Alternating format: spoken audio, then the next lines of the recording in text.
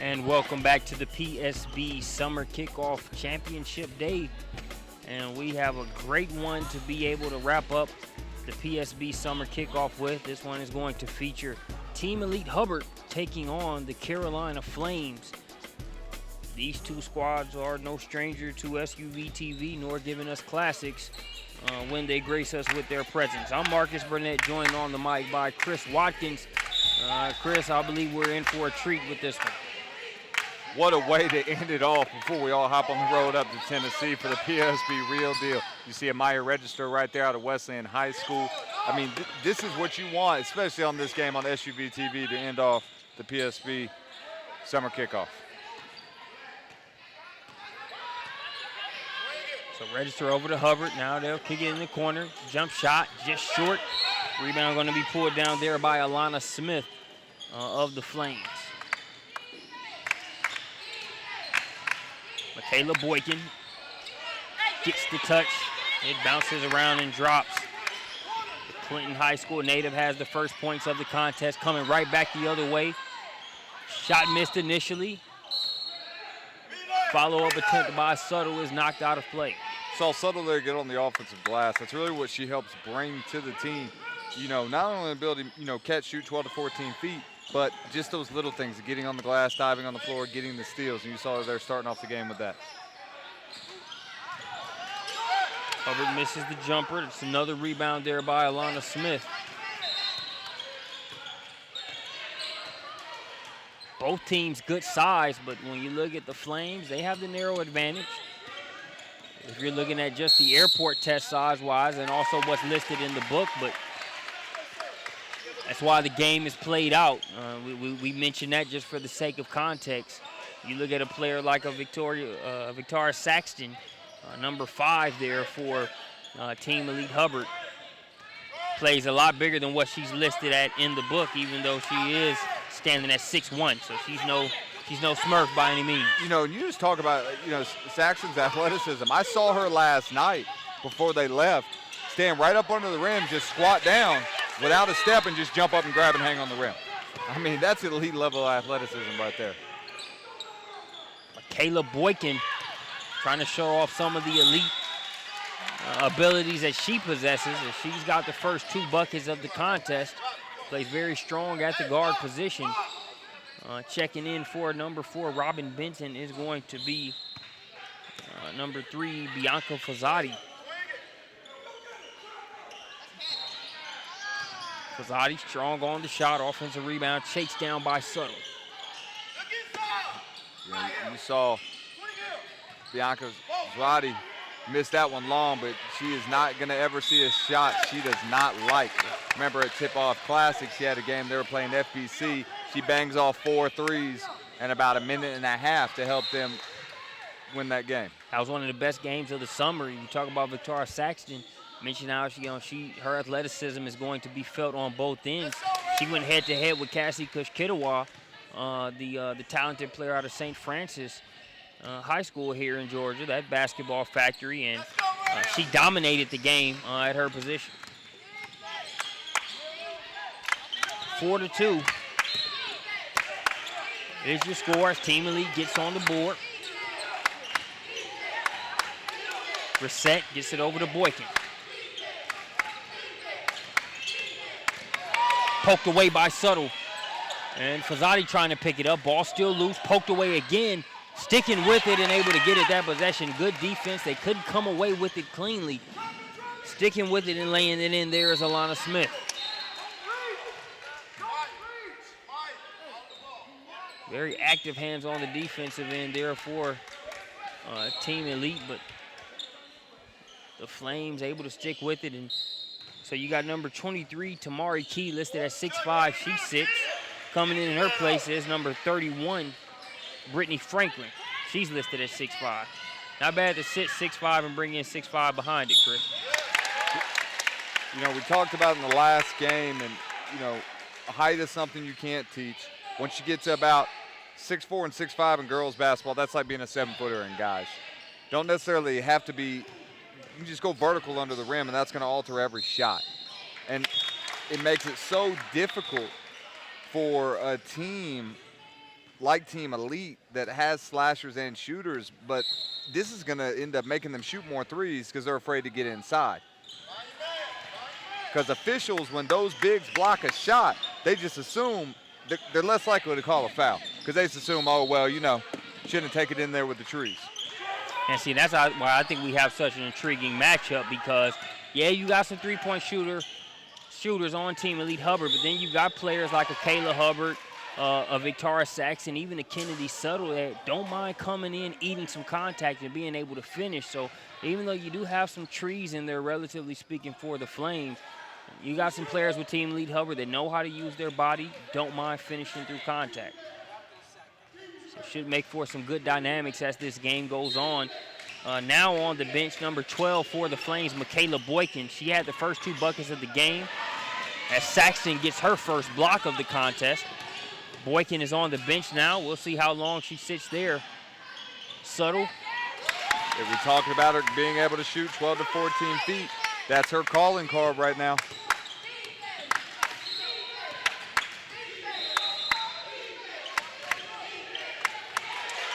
Not to mention that defense, as she knocks another one away. Register can't come up with it, but then Saxton gets a hand on it. Now here's Register. Suttle did her best job to kind of run stride for stride there with Alicia Grissett. Try to make that as open of a layup as possible for Register, but Grissett able to chase it down, get the block out of bounds. Great effort there by Grissett. You know, and I think that you'll see more players. You know, as a coach, you always tell them sprint back. You know, I heard a team earlier talk about run through and run by the person. But I think after what LeBron did on Iguodala in the finals with getting that rundown block, you saw just like Grissett right there getting the rundown block, it's going to be easier as a coach to coach him, go ahead and sprint back and try to make a play on the ball.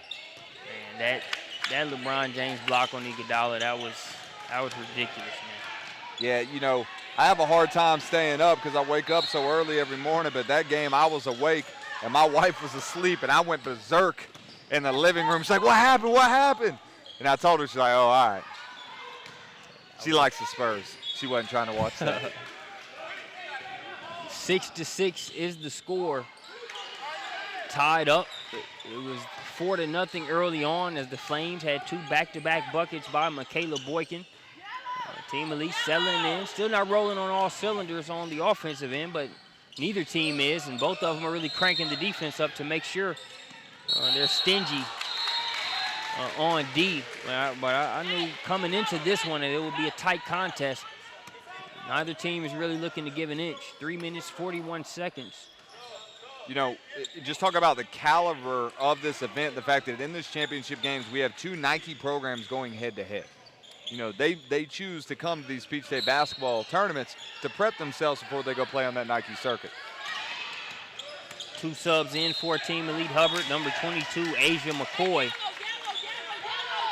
as well as number 23, Brittany Davis. Yeah, you mentioned McCoy out of Archer High School here in Gwinnett. You know, she does so many things around the basket. Her effort can do some stuff away from the rim. Really expect big things from her moving forward in the next season. You see Davis there knocking down the 3. She's had herself a day so far. Kayla Hubbard handling the pressure. The double comes. She kicks it out to the corner. And making it happen is Brittany Davis with the triple, 9-6.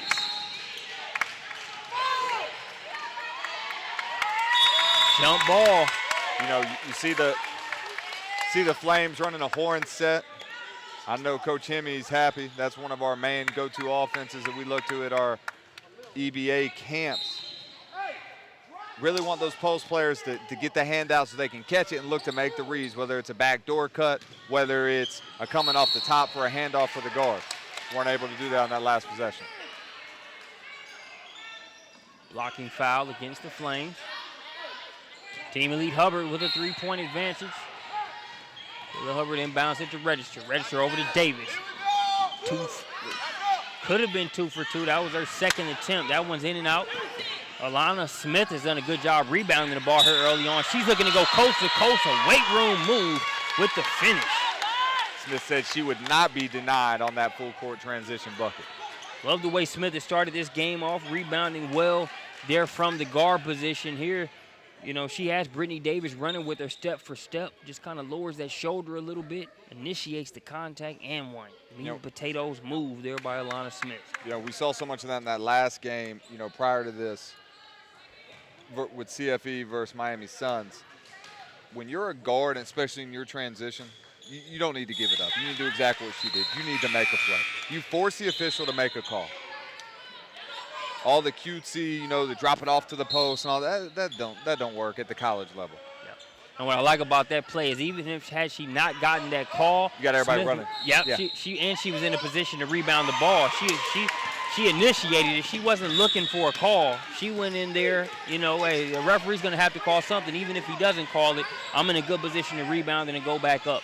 But both of these teams are going to bring you that style of basketball. They're going to have hard, tough practices where it's physical, it's intense. When you get to the game, there should be no difference in the level of intensity. If anything, it should feel a little bit easier than your practices when you're playing for a coach like a Coach Hubbard.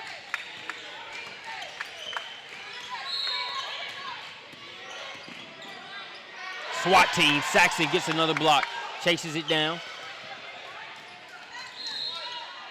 Hubbard ahead to register. Active hands there. With Boy kind of telegraphed the pass behind the back and the finish. The assist by number 4, Alicia Grissett. The lay-in by 44, McKenna Hare.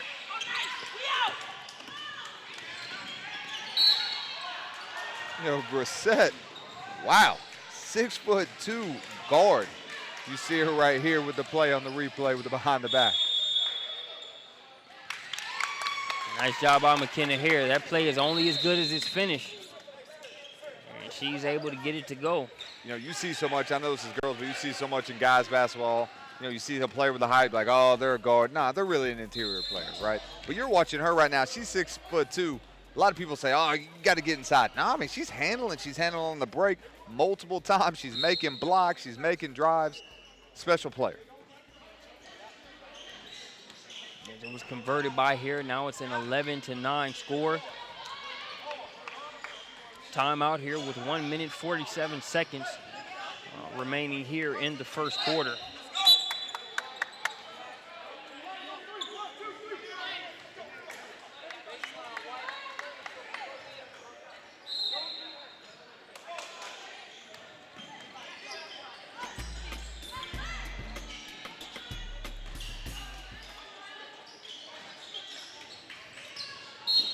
Kenna Hare to inbound it there along the baseline. Nearly stolen by Register, but Alana Smith is able to keep it up high, using that size advantage over Register. Flips that one up. Davis with the rebound. One of the things I've noticed is that it's been a while since Michaela Boykin has been back in the game. Since scoring the first 2 buckets for the Flames, she went out a few minutes later. We'll see how much longer she sits. And I guess that question's answer real quick. Yeah, very quick. Yeah, she was the player kneeling right there in front of the broadcast table. She's back in the game. Also back in for Team Elite Hubbard, number 4, Robin Benton. So Benton, Register, Hubbard, Saxton, and Davis on the floor for Team Elite. Hubbard with the strong move. She'll have to go to the line to get her 2, but that's some of that dynamic we talked about. This is not a Team Elite Hubbard team that's just going to, jack up a bunch of threes and just look at your height and say, hey, we'll be relegated to the perimeter. Yeah, you saw Hubbard right there. And, when you're a coach, you want to put one of your best playmakers at the high post. I had one time when I was coaching, I had a kid at the high post, got his dad yelling at me, why are you putting him there? He's a shooter, he's a shooter. Turned around and said, yeah, and he's the best one that's going to be able to catch and shoot and make plays there. Kid had 20 in the second half. So that's what you want to do as a coach. Don't think you just got to put your 5-man there because that's what everybody does. You put a playmaker there. Hubbard splits the pair of free throws.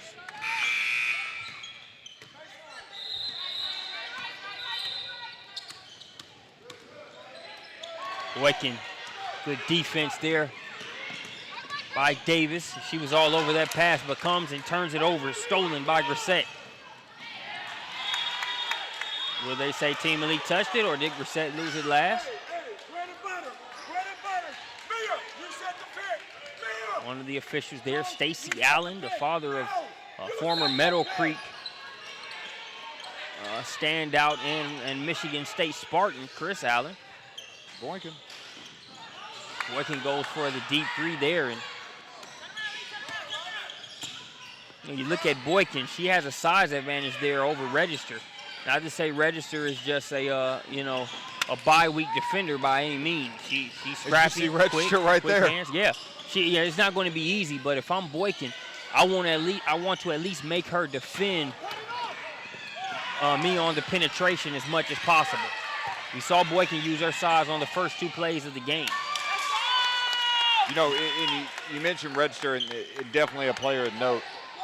What she doesn't, what she lacks in size, she makes up for in energy, effort, and heart. Tremendous player, has been a starter at Wesleyan High School, last couple years. One of the best programs in the state, and, can sometimes be considered one of the best programs in the country. I mean, they've won like 11 out of the last 14 state championships. And Register is one of the reasons why they were able to win one 2 years ago. There's a reason she's starting here for Coach Chad Hubbard. And she's been up to the challenge. She's made things tougher for Boykin. Also, for the past few minutes, Boykin has been on the bench, but Boykin got those first 2 buckets, and even those, she had to just muscle up and finish those. They weren't, it was just cases of good defense, better offense. As that one kicks off the glass, we've got a break. We'll be back with the second quarter here from the PSB Summer Kickoff.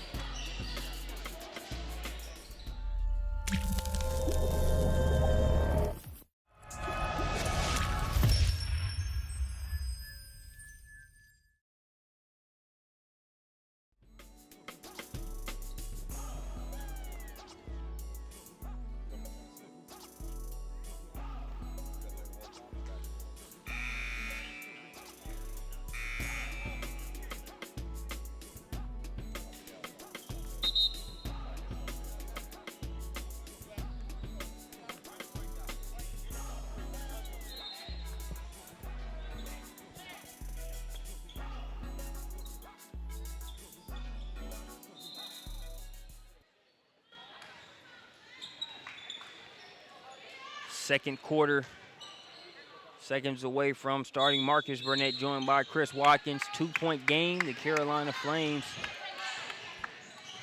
with the narrow advantage as we start the second quarter.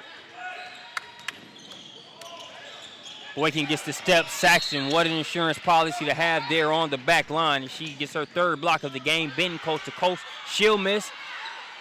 Thought they might have inadvertently tipped that one in, but it wouldn't stay down. Boykin to Smith. Smith able to have the wherewithal to finish. That one lost her footing, but is still able to put that one up and in.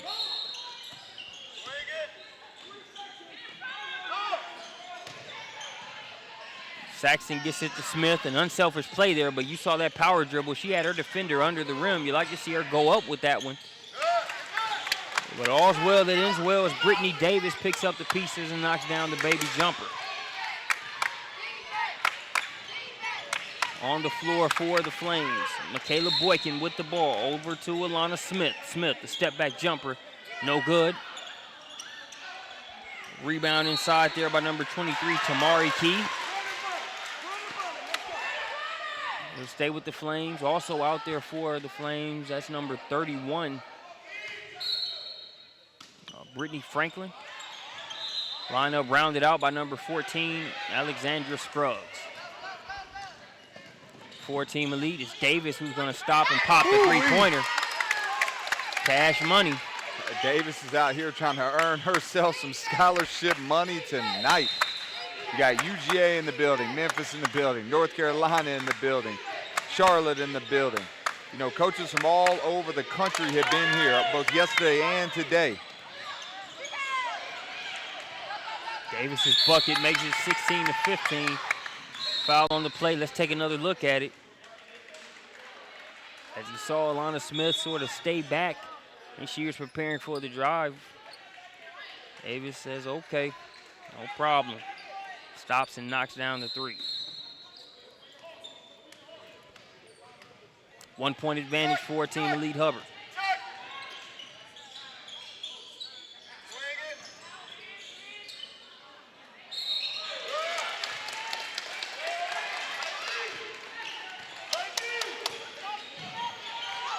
push to 4. They're after the three-pointer by Amira Register. Talked about the scrappiness on the defensive end. Has an affinity for that 3-ball as well. You know, a lot in this 1-4, the guards for the Flames are having a hard time getting open. What I would like for Boykin to do is dribble them out and then just dribble down their back and try to attack the rim.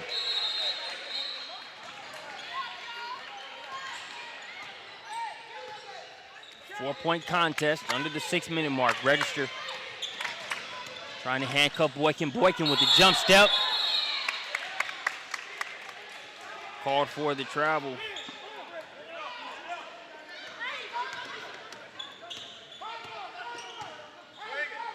I thought it was just a good jump step, but that's. But what's your take, Coach Watkins? You know, it depends. You know, that's a move that I teach. She did land 1-2 as opposed to on 2 at the same time. Kind of all depends on who you got officiating, how fast you do it. Yeah. I like to call it an air dribble because I had a player do it one time and they called a travel like that, and I said it's a pro hop, and he said it's hitting the pros. And I think that's one of those plays. It depends on which side you're coaching on. If that play's made against you, oh, that's a travel. If it's your player making it, oh, that's a good move. I think a lot of time when they call that a travel, you saw how much air she got underneath her there. A lot of time with that move, to keep it from being called a travel, it's supposed to make a lot of air. You make a lot of lateral ground on the hop. So the Flames with back-to-back buckets, that's going to prompt a timeout. Let's look at a couple of them. There you can see that was the play. That was the travel called against Boykin. So that one didn't count, but you kind of see the move that we were just referring to as Coach Hubbard is touching base with his squad. But this is the nice bucket there by Alana Smith. Smith having a great game. Knows how she used that size there at the guard position.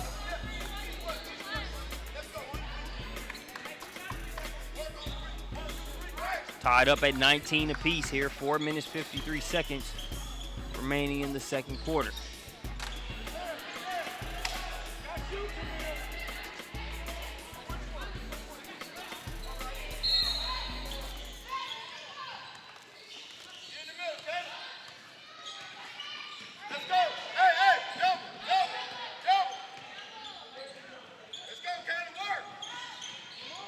Hubbard with it. Hubbard being guarded by Tamia Hicks. Risky pass, but Davis is able to rescue it. Floats it up, no good. Benton, nice job of positioning herself for the rebound. She's so athletic. You saw the air she got there on that offensive rebound. You know, the foresight to then go through the 2 defenders to score at the rim. Hanging in the air, finishing that one. That's Grissett again. Set.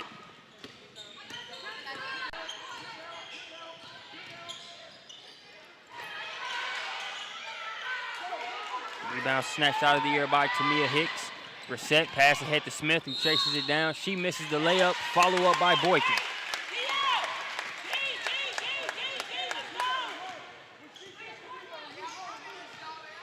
Pushes the Flames lead to 2 points. Register. Over to Davis.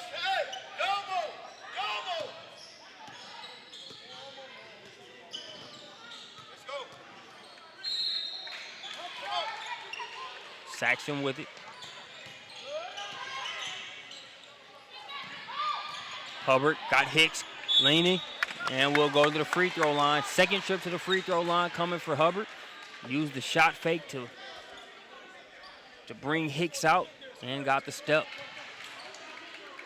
You saw Hicks early on when she was guarding Hubbard, you know, do a good job of not really giving her a ton of room to operate with, but I think over the course of a quarter or a game, if that's who they're going to have match up against Hubbard, the advantage is going to be in Hubbard's favor with her ability to do what she can, not only there from the high post free throw line area, Chris, but also on the perimeter beyond that area.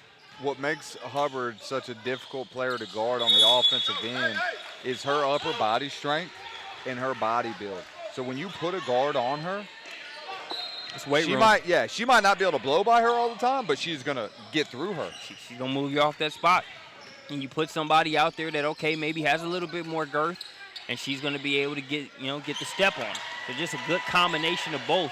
She'll get a breather as Kennedy Settle checks back in, and Victoria Saxton picks up another block. She's got a handful of them. Running the floor, calling for it, gathers herself, leaves that one just short. Good defense by the Flames. Long rebound to Fazati. Now Register will set it back up. And Saxton is doing all of this. I'm not sure she's gotten a breather yet. Yeah, we're just in the second quarter. But you got to look at some of the substitutions that the Flames are able to make, some of the bodies and length that they've been able to bring in. Saxton has had to play, I believe, all of this game, but not showing any ill effects. I think she got a small breather earlier when Nelson got into the game for Team Elite. You know, it's hard to want to take her out, you know. Sometimes we'll even go big and put Nelson in there with her.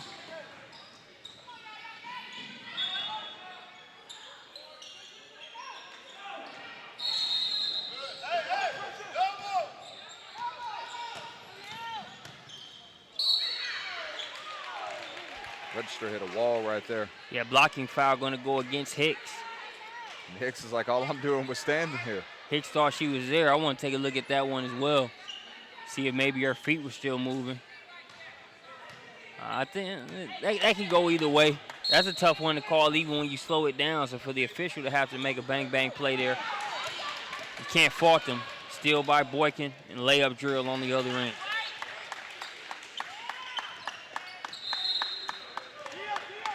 Kayla Boykin makes it a two-point contest. Subtle looking for Saxton.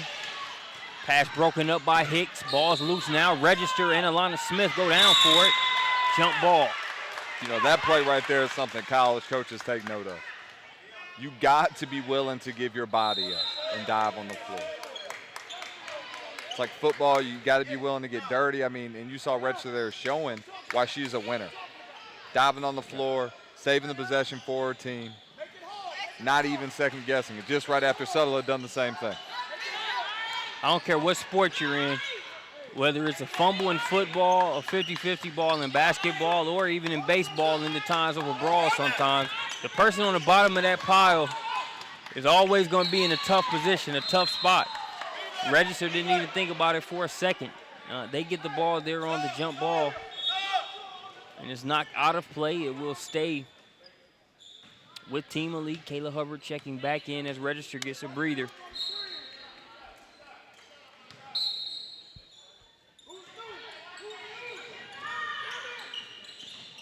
Benton drives baseline.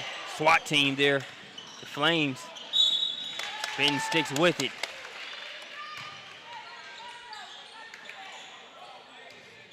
Like how Benton attacks.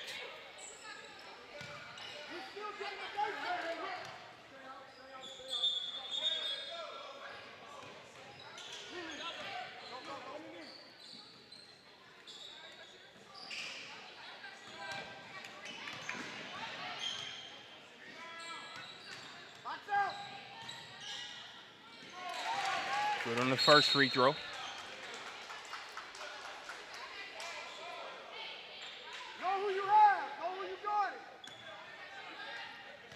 On the opposite court, you got the Georgia Hoop Stars Black taking on the Winston-Salem Steelers. They're in the third place game. As both of those teams had losses to the two teams you are watching here on your screen right now. Going for the championship at the PSB Summer Kickoff. Nice job of weaving through defenders. Pass inside. Hicks with the finish. Hey. Boykin with the dime. I mean, like, that was just sick.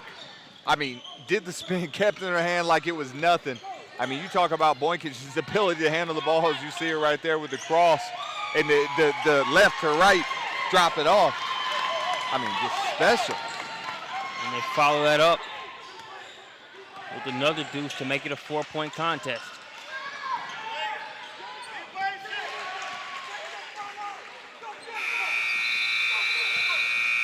Kick it out to Hubbard. Hubbard misses the shot. Saxton loses the handle. Hubbard, a power dribble, and one. Case in point with what we talked about just a few minutes ago with Hubbard, Chris. She just gets to the free throw line. You see her right here. She always makes sure she creates the contact. Saw her a couple last time she drove, she kind of made sure she backed into the defender to score. That's the easiest way. Don't leave any doubt with the officials. Make them call a foul either way. Yeah, you can just see on that power dribble and the gather, you know, I'm not going up looking for a call. I'm looking to put you in the rim and finish this play however I need to. She was able to do it. 28-29, Carolina Flames is able to get a timeout there. She registers a little slow to get up right there. When you talk about being a winner, diving on the floor.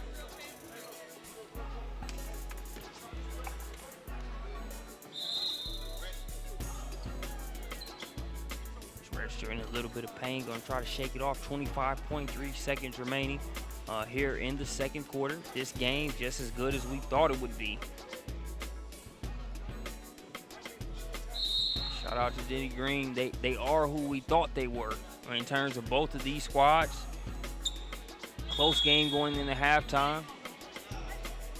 Already looking forward to the second half. That'll be in store.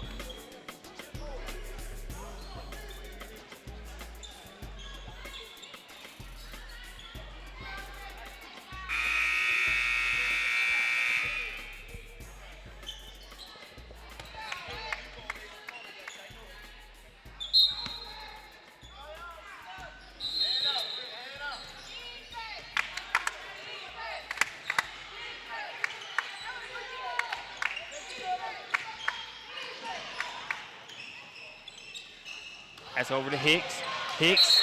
Hicks called for the travel.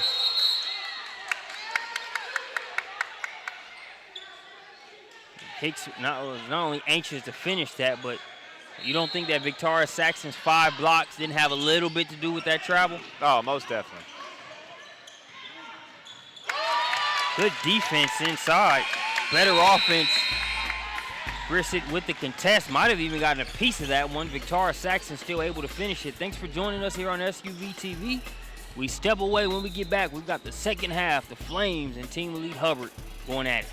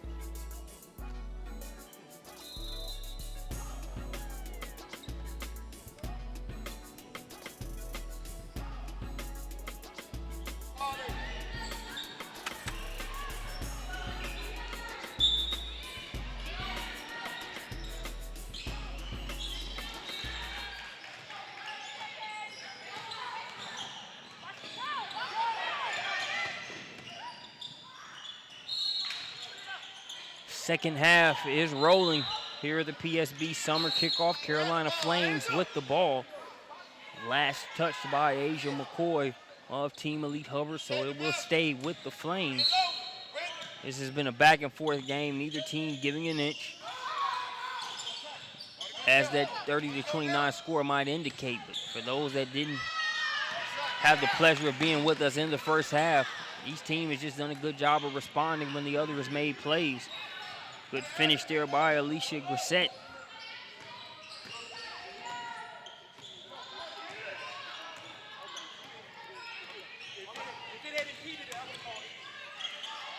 Davis has that block by Grissett. We get another look at Alicia's move on the offensive end. Able to cross over. That's a very good defender and Subtle.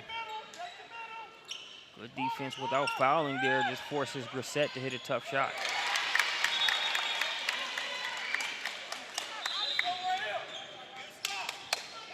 Robin Benton knocks down her jumper from the corner to make it 33-31.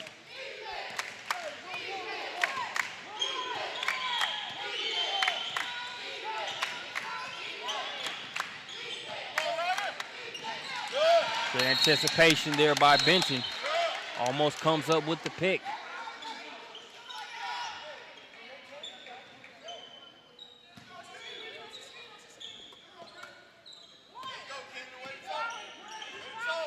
Here Coach Morris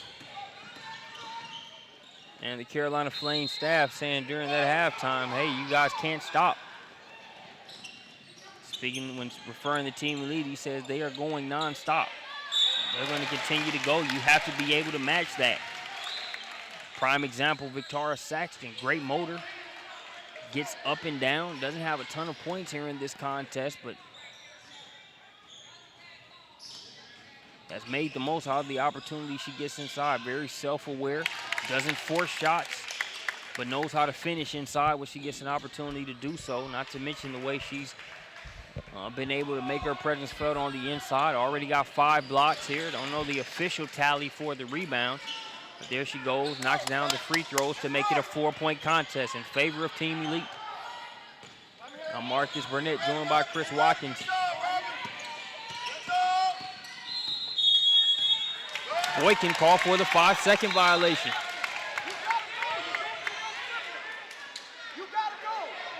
That's why, that's what makes it tough with Team Elite Hubbard, because you had Amaya Register who was guarding Boykin. Boykin had the size advantage, but Register was still playing good defense. But then when Register gets a breather, a little shaken up, you got Brittany Davis guarding you, or you've got a Robin Benton, or or even a Kayla Hubbard, Asia McCoy, Kennedy Subtle. There's a very solid defensive team.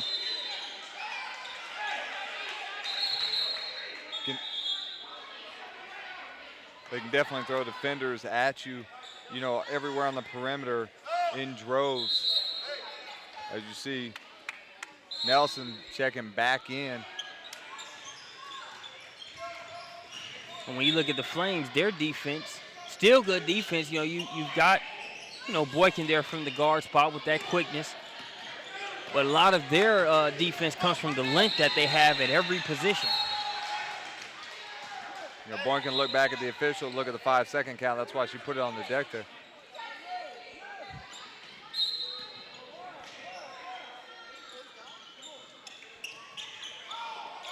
A lot of air under that pass, but it makes it safely to Grissett.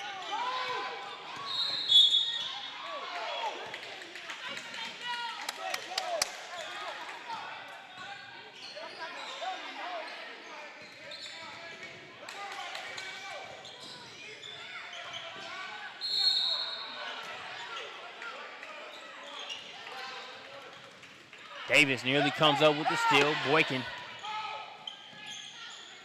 Pass inside. Franklin too strong on the shot. Benton with the rebound. Davis loses the handle momentarily. Boykin is able to pick it up. Subtle looking to get back and challenge. Boykin able to finish with the and one. Boykin does a great job there looking back at Subtle, making sure that she knows whether Suttle's going to take off or try not to block it. Subtle was kind of iffy right there, and that's why Boykin was able to get the M1. It almost looked like Subtle was going up, not trying to foul, and then got caught in no man's land. So, still in a position to where Boykin could sort of initiate the contact. You see that arm extended. So an easy call there for the official. A good finish by Boykin. Yeah, as a defender in that situation, you got to go up and try to make a play with the ball. If not, move out of the way. Not run by. Try to get an angle, run in front of them, and get out of the way, or make a play on the ball. If not, you don't want to get caught in that situation.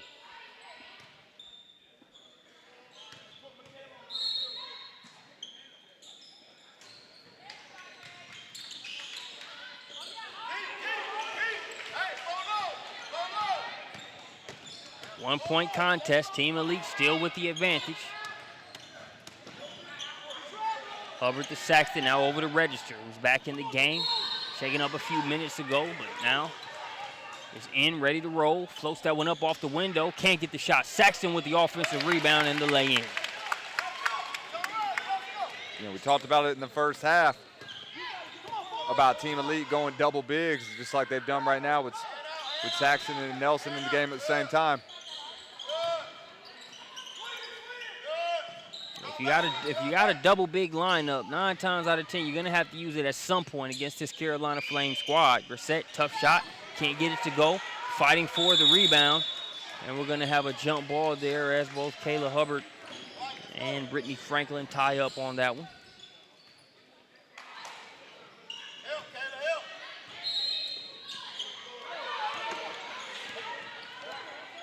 Miscommunication there is stolen away by Ariana Nance. 3-pointer splashed in there by Michaela Boykin. See, what the Flames are really focusing on is taking the ball out of Register's hands. You see Hubbard there being able to make a play and pull up mid-range. Hubbard gives you that other guard that can handle. But by taking Register the ball out of her hands, it's going to make it difficult for Team Elite to get into their offense the way they normally are. They can get into it with Hubbard, but with Register they can get into it the way where everybody's in the right spot. You see Boykin there with a cut and finish. Boykin with the last 5 points for Team Elite.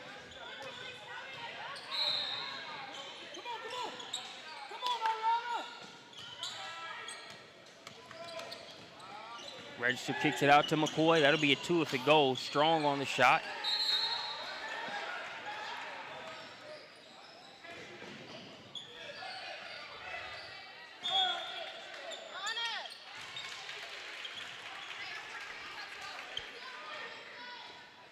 Subbing back in for the Flames, number 14, Alexandria Scruggs. Register, catch and shoot. Knocks it down.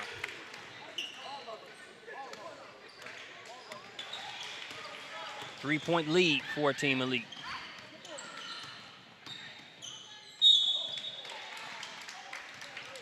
Scruggs fouled on the play. Believe he's going to go against Nelson.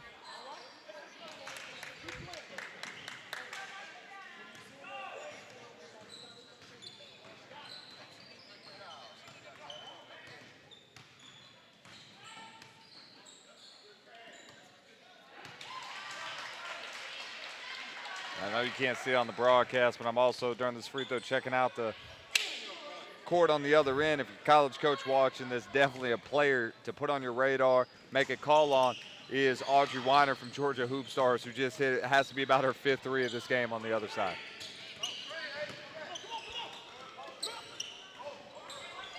Weiner definitely filled the 3 ball.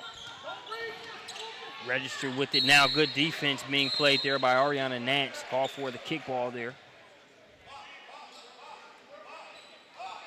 Like what Nance has brought to the table since checking in a few moments ago on the defensive end.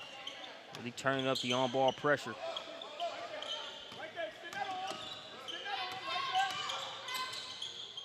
Using that screen there is Register.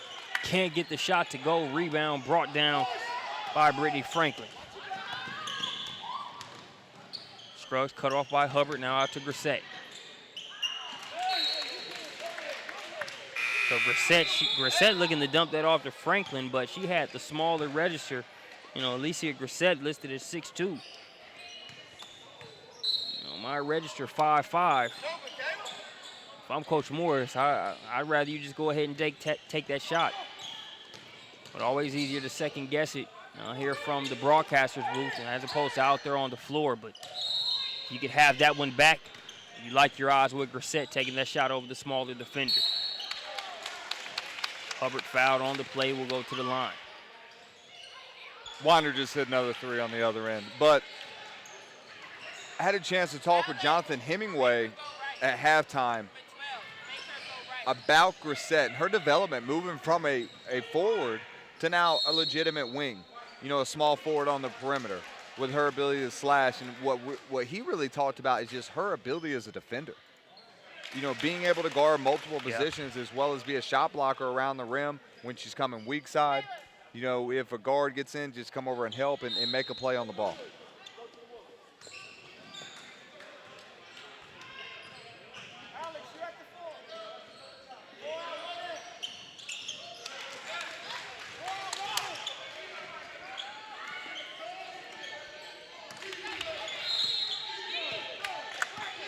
Four-point contest, Team Elite with the lead. We approach the 2-minute mark. Set being guarded by Saxton.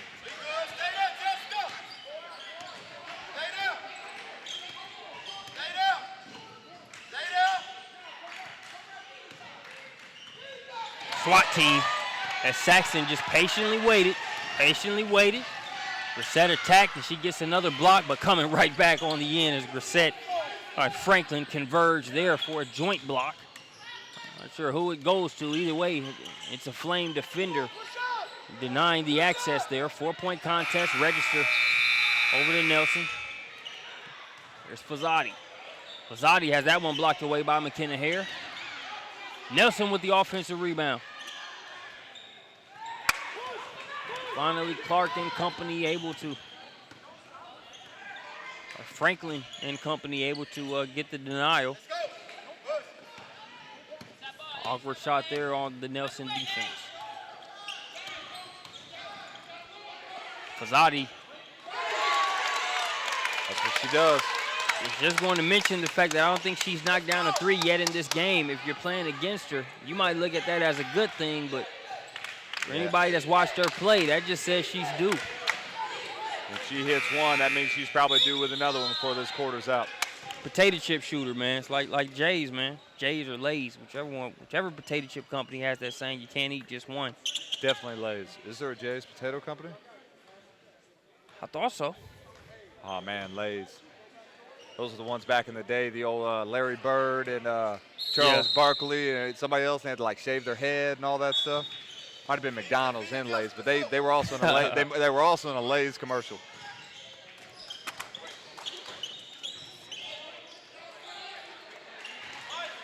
We're looking it up right now. There is a Jay's potato chip. It's a hometown. It's a Chicagoland area potato chip. Oh, I've never made it so up maybe that that's way. why, right? You know, I'm not from Chicago. I'm from Indiana, but Hammond is literally there on the border.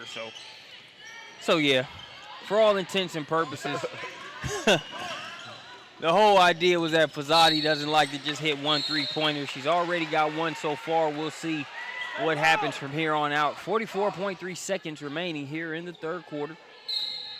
It's a good thing we got off that. I was about to go on a tangent about how much I like sour cream and onion baked Lays, and then just would have been done for the quarter. Oh, yeah, man.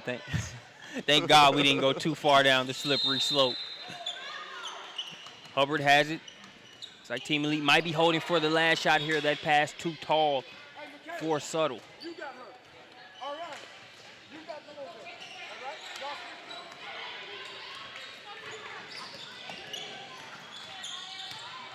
Boykin trying to go to work. I think it's by register, sort of pulled the chair out from under her right there. Saw McCoy come over with a block.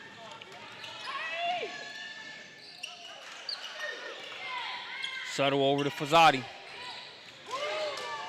Gets the bounce on the second one.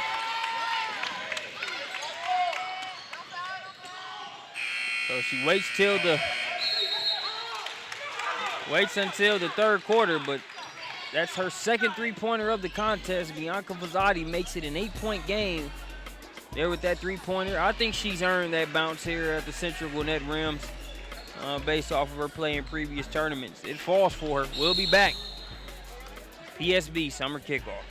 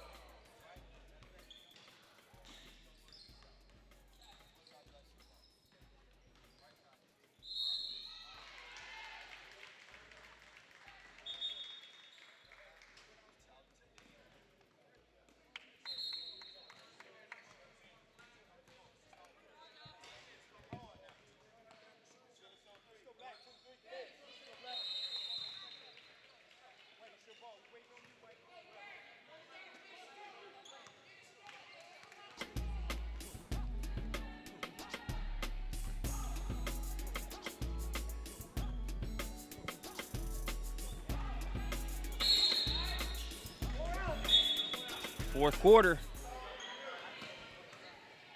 Marcus Burnett joined by Chris Watkins is an 8-point advantage for Team Elite. Bianca Fazzati ended that third quarter with back-to-back three-pointers.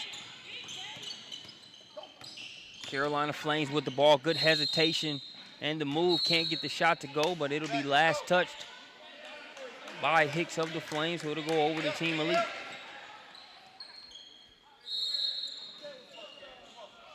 As the Flames will look to extend the pressure.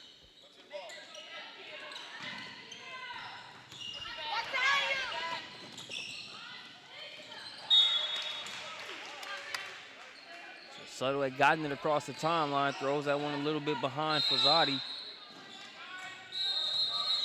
And they'll turn it over.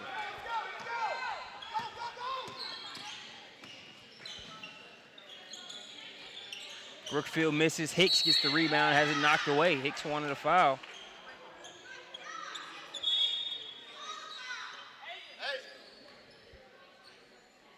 Victoria Saxon got a quick breather. Now she'll get back in. Nice minutes there by McCoy. Got a couple blocks during that time.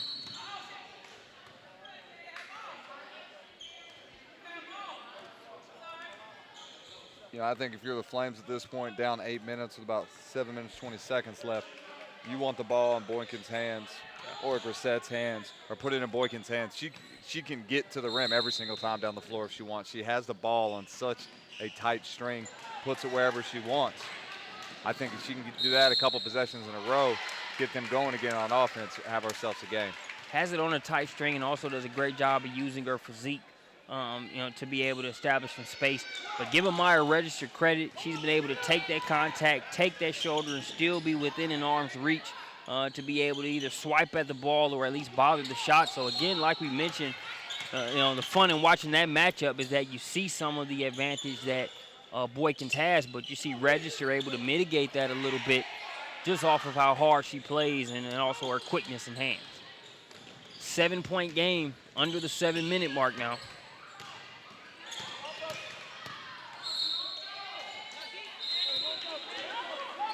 Boykin off the mark there on that triple. Sometimes you just got to get those out of your system. Yeah, it's funny you say that because as soon as she shot it, it kind of went off. Like the coaching staff didn't even say anything. She kind of looked at him like, okay, wasn't the best shot. I get it. It was just kind of like saying a lot without saying anything. Register, catch and shoot. So you got an off-the-mark three on one end, and you got Register coming back and making it hurt by knocking down a three of her own. 10-point contest here as we come up on the 6-minute mark. Brissett called for the offensive foul. Yeah, it's Kennedy Settle taking the charge. Somebody we talked about in the first quarter about doing all the little things you need for your team to win. Settle moving her feet. Great job of moving her feet and sort of beating her to that spot by Settle, and she gets the call. Ironically that she's taking the charge there. I was in a group text message with her former high school coach, who's actually my older brother today, saying something about taking charges. He was like, man, I don't think we took 3 all year. As you see her out there taking one right now. 6 minutes, 11 seconds. Be interesting to see how the Flames respond out of this timeout.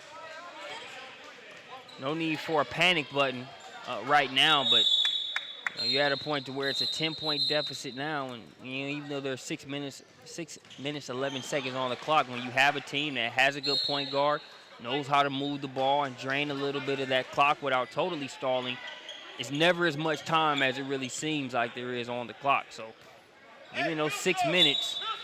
Looks like they're going to show a little 2-2-1 press coming out of the timeout.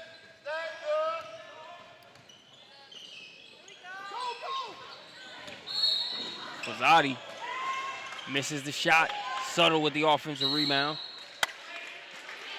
Lost it there. She was looking to power up and finish against Brissett.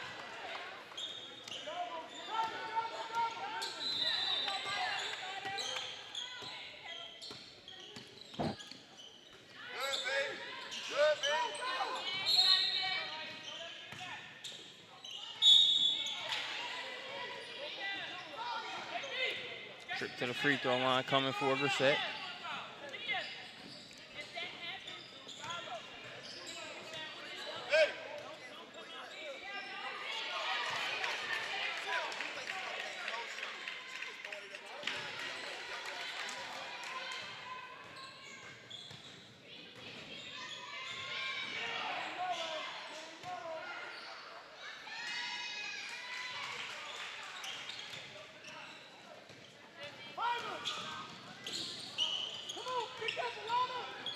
Skip pass over to Fazzotti. Long rebound. Going to be brought the other way by Alana Smith. Nice Coast play. to coast. Nice finish by Smith, man. That coach from the Flames wanting a foul call on there.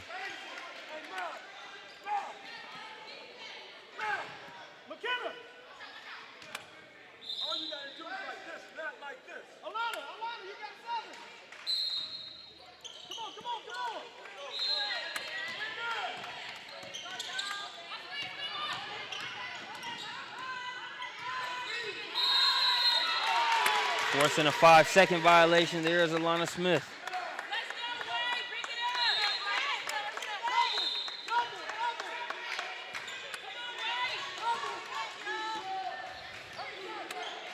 Seven-point game now coming up on the final 5 minutes. Boykins over to Hicks. Hicks misses a jumper, rebound chased down there by Hubbard.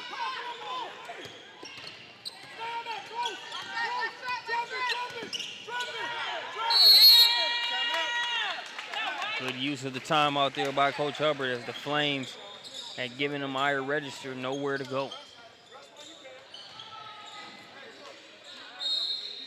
We'll take a timeout with them when we get back. 7-point game, 4 minutes, 46 seconds remaining.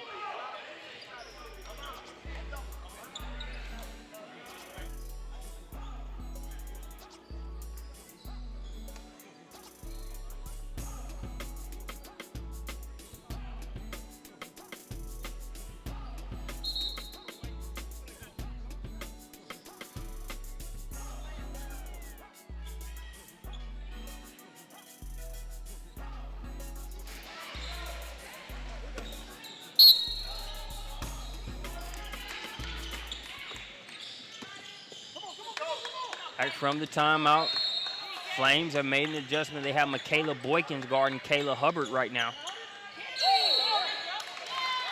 Hubbard called for the carry. You look at this point in the game to where they're looking to make that adjustment, but also they went from that stretch where Amaya Register had to sit for a little bit. She was a little shaken up, came back in. It took her a couple minutes to get going, and Hubbard was able to handle the pressure as that secondary option to set things up and help make plays. So they ended up moving Michaela Boykin over there because some of the other assignments that they were given weren't working.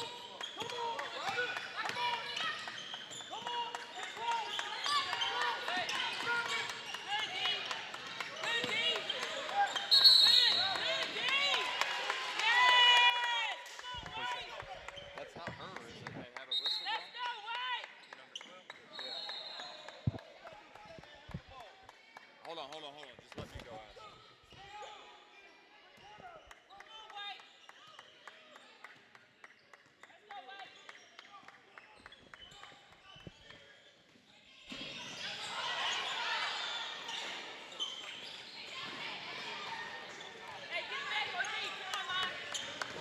Under 4 minutes remaining now.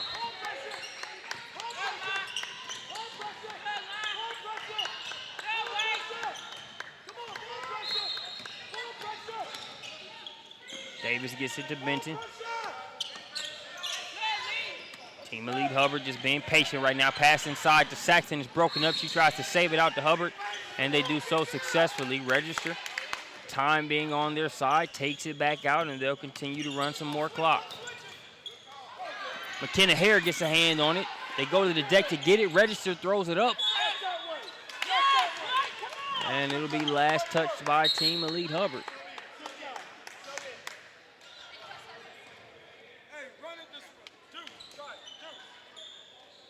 So ball back over to the Flames. At this point in the game, you got to find that delicate balance between taking care of the ball running some clock off, but also not going into, clock running mode too tough to where it makes it tougher to be able to score the ball. It's harder to turn it back on when you've gone into deliberate stall mode. And not to say Team Elite was just looking to dribble the rest of the time out, because they weren't, but you saw in that possession they had taken care of the ball for almost a solid minute, and they just turned it over because they weren't really looking to attack. 3 hit by McKenna Hare. Brandon Clay on the mic. Appreciate you joining us here, and what we all knew would be a good one coming in, and it definitely hasn't disappointed. Well, you've got great players. You've got great coaches. It's a lot of fun. I was just sitting with Tracy Williams-Johnson from North Carolina, and she remarked, she said, this is a pretty good one to go home on, right? I was like, yeah. Yeah. Glad you agree. No, it has. I mean, you talk about the ebb and flow of the game. A minute ago, it looked like Hubbard and those guys were in a position to maybe walk away with this one, and then right back at you come the Carolina Flames. Boykin with the bucket. Makes it 51-53. 2-point contest. Benton in a little bit of trouble in that corner, and Grissett called for the foul. Well, it's interesting because one of the things that Chad Hubbard's team does so well is bring a defensive intensity. And you've seen Arnie Morris's club now counterpunch with that same type of intensity here, forcing the travel a minute ago on Bianca, even a Grissett foul there. Those are the types of plays you want on the defensive end, and now we'll look at one that you want on the offensive end. As we come up on the final 2 minutes, it's still Team Elite's ball there. Kayla Hubbard to inbound it. Hubbard to Davis. Davis for 3. No good on the shot. Boykin with the rebound, in a little bit of trouble. Oh, wow. Great play there by Register. The patience to wait, get the contact. You hate that. If you're Boykin, got to throw that outlet there. She tried to split it, throw it. Now you're going to play 4-on-3 going the right way. Yeah, didn't even try to throw it through and split it. We tried to go between the legs and then split it. And all in the space of a phone booth. Team Elite Hubbard was not having it there on that particular play. So Register at the free throw line, knocks down the first. Big shot. And I know I was talking with a couple college coaches about Amaya Register yesterday, and just how she's a real calming effect for this team. She plays hard and is active, but at the same time, just her presence gives them another ball handler on the floor, somebody who can set the tempo along with Hubbard and Benton and really be able to make plays in that regard. And that's exactly what she did right there, getting the steal, drawing the foul, and then making the 2 free throws. Oh, great play call there. Great play call there. Results in a Grissett layup. Well, South Carolina's getting them a good one in that kid right there. Her ability to finish at the rim as Nikki McCray looks on. She really has transformed her game in that regard, Marcus, to a kid who can handle.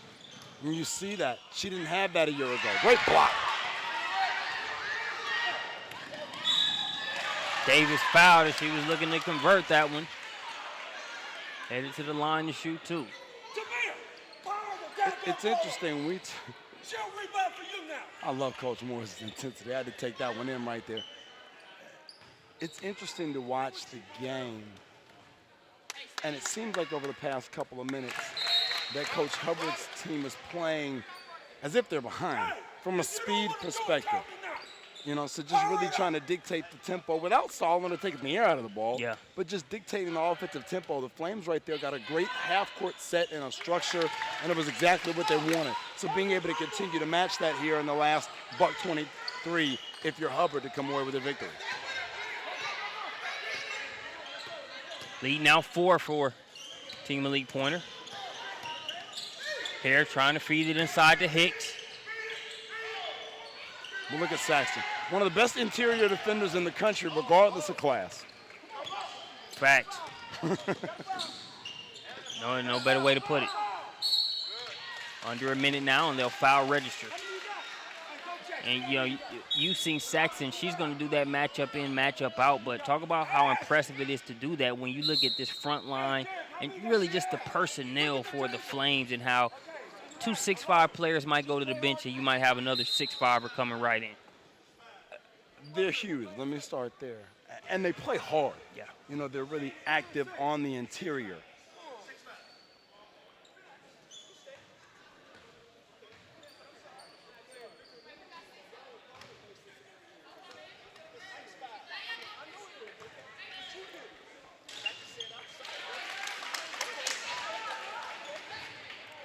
Register gets the first free throw.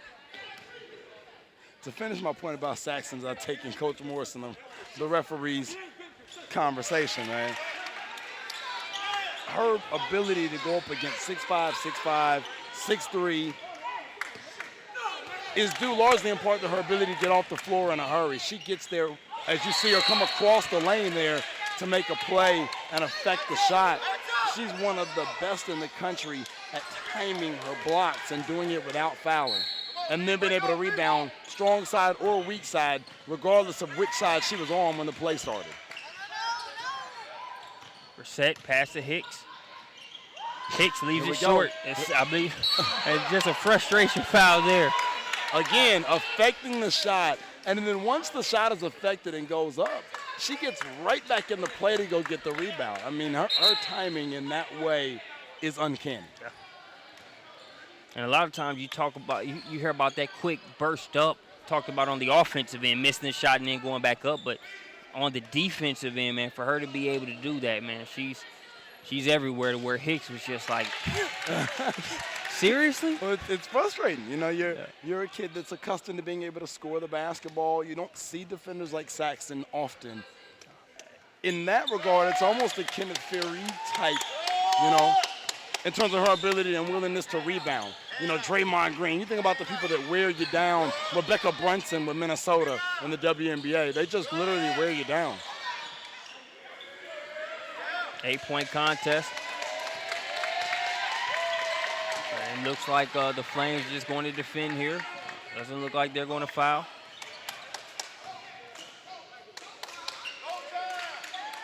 As the final 10 seconds comes up on this one, and the Brandon Clay PSB Bracket Championship is going to go to Team Elite Hubbard as they come in and get a victory over a loaded Carolina Flame squad, 53-61. Two very good teams, well-coached teams. Brandon, closing thoughts. That was fun. Hey, you know what we can do again tomorrow, man? Let's get to Tennessee, man. Already. Appreciate you joining us here on SUV TV, sending you off. As always, more live period basketball coming. It's PSB Real Deal in the Ville. 2 webcasts tomorrow night and more throughout the week. Stay tuned. Signing off.